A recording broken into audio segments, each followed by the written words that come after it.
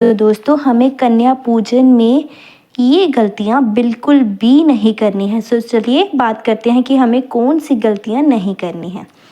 तो हम डिटेल में बात करते हैं। नंबर फर्स्ट,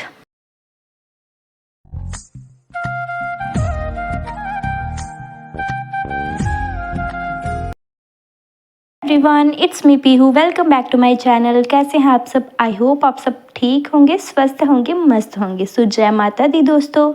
जैसा कि आपको पता है कि नवरात्र शुरू हो गए हैं और नवरात्रों में हमें व्रत के दौरान, व्रत के हमारे समाप्त होने के बाद हमें कन्या पूजन करना होता है। सो दोस्तों हमें कन्या पूजन में ये गलतियाँ बिल्कुल भी नहीं करनी है। सो चलिए बात करते हैं कि हमें कौन सी गलतियाँ नहीं करनी है। तो हम डिटेल में बात करते हैं। नंबर फर्स्ट, इस बात का ध्यान रखें कि कन्याओं के घर में आने के बाद उन्हें सीधे भोजन करने के लिए ना बिठा दें।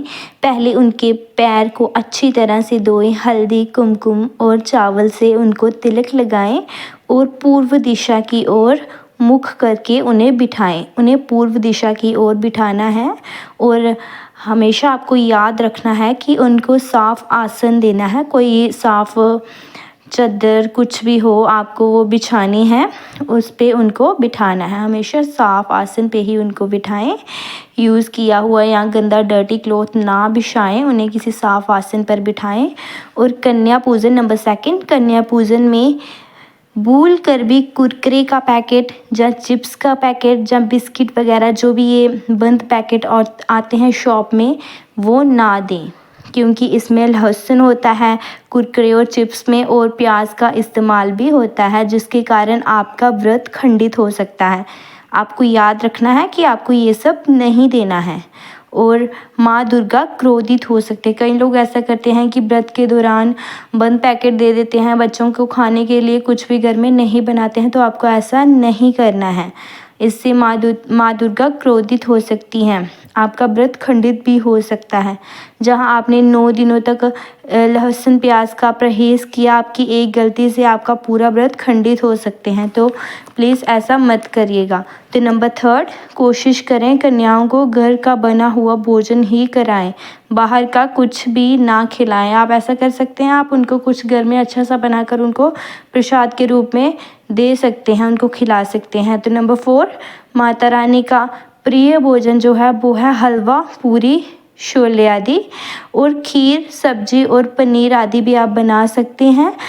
पर आप कोशिश करिएगा कि आप हलवा पूरी ही बनाएं और कन्याओं को वो ही भोजन दे ग्रहण करने के लिए, ये सबसे अच्छा रहेगा। नंबर 5, हमेशा याद रखना कन्याओं की थाली में 3 पूरियां कभी भी ना रखें, ये काफ़ी अशुभ माना जाता है।